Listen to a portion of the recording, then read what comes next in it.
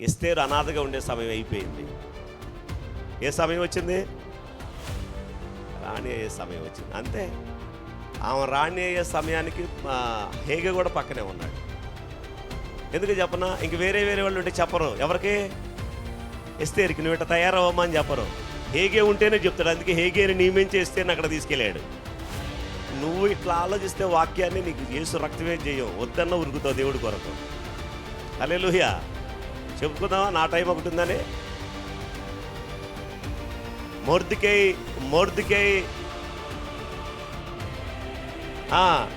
Gate watchman ఉండే సమయం over అయిపోయింది, అది ఎక్కువైపోయింది, సమయం అయిపోయింది.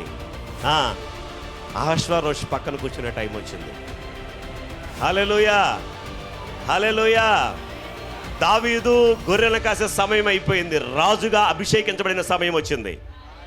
దేవునికి స్తోత్రం.